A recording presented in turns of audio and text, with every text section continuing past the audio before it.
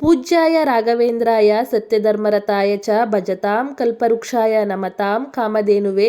ಈ ವಿಡಿಯೋದಲ್ಲಿ ನಾನು ರಾಯರಿಗೆ ಮುಡುಪು ಅಥವಾ ಅನುಷ್ಠಾನನ ಯಾವ ರೀತಿ ಮಾಡೋದು, ಮುಡುಪು ಕಟ್ಟಬೇಕಾದ್ರೆ ಏನೆಲ್ಲ ನಿಯಮಗಳನ್ನ ಪಾಲನೆ ಮಾಡಬೇಕು, ಮುಡುಪನ್ನ ಕಟ್ಟಾದ್ಮೇಲೆ ಏನು ಮಾಡಬೇಕು, ಮುಡುಪನ್ನ ಕಟ್ಟಬೇಕಾದ್ರೆ ಯಾವ್ಯಾವ ವಸ್ತುಗಳನ್ನ ಬಳಸಬೇಕು, ಎಷ್ಟು ದಿನಗಳ ಕಾಲ ಪೂಜೆನ ಮಾಡಬೇಕು ಅಂತ ಕಂಪ್ಲೀಟಾಗಿ ಈ ವಿಡಿಯೋದಲ್ಲಿ ನಾನು ಶೇರ್ ಮಾಡ್ತಾ ಇದ್ದೀನಿ. ಈ ವಿಡಿಯೋ ನಿಮಗೆ ಸ್ವಲ್ಪನಾದರೂ ಇಷ್ಟ ಆದರೆ ಪ್ಲೀಸ್ ಕೊನೆ ತನಕ ಎಲ್ಲೂ ಸ್ಕಿಪ್ ಮಾಡದೆ ಈ ವಿಡಿಯೋನ ನೋಡಿ, ಹಾಗೆಯೇ ವಿಡಿಯೋಗೊಂದು ಲೈಕ್ ಮಾಡಿ. ಗುರುವಾರ ಬೆಳಿಗ್ಗೆ ಬೇಗ ಎದ್ದು ಸ್ನಾನ ಎಲ್ಲ ಮುಗಿಸಿ ರಾಯರ ಫೋಟೋಗೆ ಹೂವಿಂದ ಅಲಂಕಾರ ಮಾಡಿಕೊಂಡು ರಾಯರ ವಿಗ್ರಹ ಅಥವಾ ರಾಯರ ಫೋಟೋ ಮುಂದೆ ನಾವು ಮುಡುಪು ಅನ್ನೋದನ್ನ ಕಟ್ಟಬೇಕಾಗುತ್ತೆ. ಮುಡುಪು ಕಟ್ಟಬೇಕಾದ್ರೆ ನಾವು ಫಸ್ಟು ಮನಸ್ಸಲ್ಲಿ ಸಂಕಲ್ಪ ಮಾಡ್ಕೋಬೇಕು. ಮನೆ ದೇವ್ರಿಗೆ ನಮಸ್ಕಾರ ಮಾಡಿಕೊಂಡು, ಗಣೇಶ ದೇವ್ರಿಗೂ ಸಹ ನಮಸ್ಕಾರ ಮಾಡಿಕೊಂಡು ಆಮೇಲೆ ನಾವು ಮುಡುಪನ್ನ ಕಟ್ಟೋಕ್ಕೆ ಶುರು ಮಾಡಬೇಕು. ಫಸ್ಟ್ ಇಲ್ಲಿ ಒಂದು ಪ್ಲೇಟ್ ಇಟ್ಕೊಂಡು ಪ್ಲೇಟ್ ಮೇಲೆ ಅರ್ಶಿನದ್ದು ಬಟ್ಟೆ ಹಾಕೋಬೇಕು. ನಮ್ಮ ಹತ್ರ ಅರ್ಶಿನ ಬಟ್ಟೆ ಇಲ್ಲ ಅಂತಂದರೆ ಬಿಳಿ ಬಟ್ಟೆನೇ ಅರ್ಶಿನ ಹಚ್ಚಿ ಅರ್ಶಿನದ ಬಟ್ಟೆ ಮಾಡಿಕೊಂಡು, ಒಣಗಿರೋ ಅಂಥ ಅರ್ಶಿನ ಬಟ್ಟೆಗೆ ಅರ್ಶಿನ, ಕುಂಕುಮ, ಸ್ವಲ್ಪ ತುಳಸಿ, ಹಾಗೆಯೇ ಒಂದು ಹೂವು. ನಾನು ಇಲ್ಲಿ 21 ರೂಪಾಯಿ ಇಟ್ಕೊಳ್ತಾ ಇದ್ದೀನಿ. ಕೆಲವೊಬ್ರು 11 ರೂಪಾಯಿನೂ ಇಟ್ಕೊಳ್ತಾರೆ. ನಾನಿಲ್ಲಿ 21 ರೂಪಾಯಿ ಕಾಯಿನ್ಸ್ನ ಇಟ್ಟು ಸ್ವಲ್ಪ ಅಕ್ಷತೆ ಹಾಕಿ ನಾನು ಮುಡುಪನ್ನ ಕಟ್ಕೊಳ್ತಾ ಇದ್ದೀನಿ. ಕೆಲವೊಬ್ರು ಬೇರೆ ಥರನೂ ಸಹ ಮುಡುಪನ್ನ ಕಟ್ತಾರೆ. ನಾನು ಯಾವ ರೀತಿ ಮುಡುಪನ್ನ ಕಟ್ತೀನಿ ಆ ರೀತಿ ನಾನು ನಿಮಗೆ ತಿಳಿಸ್ಕೊಡ್ತಾ ಇದ್ದೀನಿ. ಕೆಲವೊಬ್ರು ಬೇರೆ ಥರನೂ ಸಹ ಕಟ್ತಾರೆ. ಮುಡುಪನ್ನ ಕಟ್ಟಬೇಕಾದ್ರೆ ಶ್ರೀ ಗುರು ರಾಘವೇಂದ್ರಾಯ ಸ್ವಾಮಿ ನಮಃ ಅಂತ 108 ಬಾರಿ ಮನಸ್ಸಲ್ಲಿ ಸ್ತೋತ್ರನ ಹೇಳ್ಕೊಂಡು ಮುಡುಪನ್ನ ಕಟ್ಟಿ ನಾವು ರಾಘವೇಂದ್ರ ಸ್ವಾಮಿ ಫೋಟೋ ಮುಂದೆ ಇಡಬೇಕಾಗತ್ತೆ. 3 ಗಂಟೆ ಹಾಕಿ ಇಲ್ಲಿ ನಾವು ಮುಡುಪನ್ನ ಕಟ್ಕೊಳ್ತಾ ಇದ್ದೀನಿ. ಕೆಲವೊಬ್ರು 9 ಗಂಟೆನೂ ಸಹ ಹಾಕ್ತಾರೆ, ಆದರೆ ನಾನಿಲ್ಲಿ ಬರೀ 3 ಗಂಟೆ ಹಾಕಿ ಮುಡುಪನ್ನ ಕಟ್ಕೊಳ್ತಾ ಇದ್ದೀನಿ. ಕಟ್ಟಾದ್ಮೇಲೆ ನಾನಿಲ್ಲಿ ರಾಯರ ಫೋಟೋ ಮುಂದೆ ಇಟ್ಕೊಳ್ತಾ ಇದ್ದೀನಿ. ಕೆಲವೊಬ್ರು ಪ್ಲೇಟ್ಗೆ ಅಕ್ಕಿ ಹಾಕಿ ಅಕ್ಕಿ ಮೇಲೂ ಸಹ ಈ ಮುಡುಪನ್ನ ಇಟ್ಕೊಳ್ತಾರೆ. ನಾನಿಲ್ಲಿ ಒಂದು ಮಣೆ ಹಾಕಿ ಮಣೆ ಮೇಲೆ ಡೈರೆಕ್ಟಾಗಿ ಮುಡುಪನ್ನ ಇಟ್ಕೊಳ್ತಾ ಇದ್ದೀನಿ. ಈ ರೀತಿನೂ ಮಾಡ್ಕೋಬೋದು, ಇಲ್ಲ ಅಂತಂದರೆ ಪ್ಲೇಟ್ ಮೇಲೂ ಸಹ ಇಟ್ಕೋಬೋದು ನೀವು. ಇಟ್ಟಾದಮೇಲೆ ಇಲ್ಲಿ ನಾನು ಪೂಜೆನ ಮಾಡ್ಕೊಳ್ತಾ ಇದ್ದೀನಿ. ಇಲ್ಲಿ ಮುಡುಪಿಗೆ ನಾನು ಅರಿಶಿನ, ಕುಂಕುಮ, ಹಾಗೆಯೇ ತುಳಸಿ, ಒಂದು ಹೂನ ಇಟ್ಟು ಪೂಜೆನ ಶುರು ಮಾಡ್ತೀನಿ. ಈ ಮುಡುಪಿಗೆ ಎಷ್ಟು ದಿನ ಪೂಜೆ ಮಾಡಬೇಕು ಅಂತಂದರೆ 9 ದಿನಗಳ ಕಾಲ ಪೂಜೆನ ಮಾಡಬೇಕಾಗುತ್ತೆ. ಈ ಗುರುವಾರ ನಾವು ಶುರು ಮಾಡಿದರೆ ನೆಕ್ಸ್ಟು ಶುಕ್ರವಾರದ ತನಕ ಪೂಜೆನ ಮಾಡಬೇಕು. ಶುಕ್ರವಾರ ಮುಡುಪನ್ನ ಬಿಚ್ಚಬಾರ್ದು. ಶನಿವಾರ ಬೆಳಿಗ್ಗೆ ಮತ್ತೆ ಪೂಜೆ ಮಾಡಿ ಆಮೇಲೆ ಮುಡುಪನ್ನ ಬಿಚ್ಚಬೇಕು.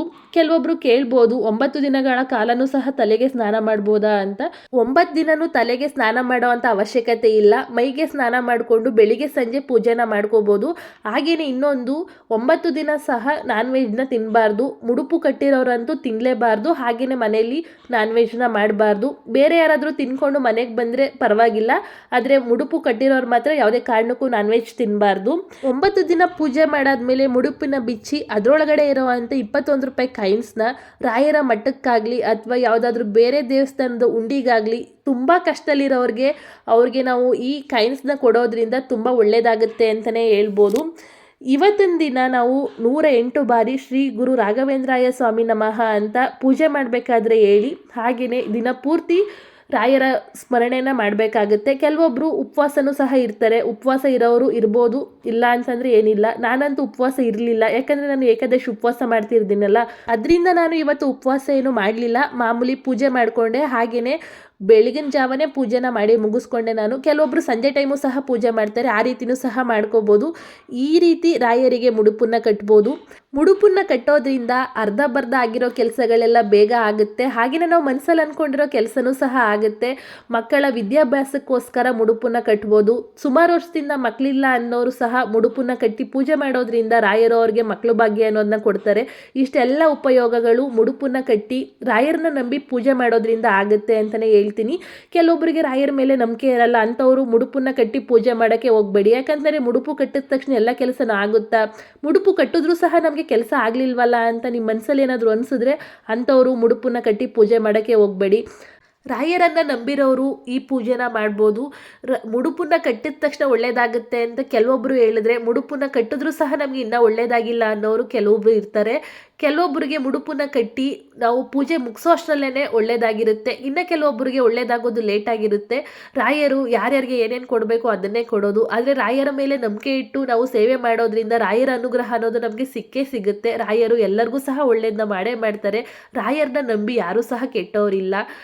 ಶ್ರೀ ಗುರು ರಾಘವೇಂದ್ರಾಯ ಸ್ವಾಮಿ ನಮಃ. ಇದೇ ರೀತಿ ನೆಕ್ಸ್ಟ್ ವಿಡಿಯೋದಲ್ಲಿ ಸಿಗ್ತೀನಿ. ಬಾಯ್. ಈ ವಿಡಿಯೋ ಇಷ್ಟ ಆಗಿದ್ರೆ ನಿಮಗೆ ಲೈಕ್ ಮಾಡಿ.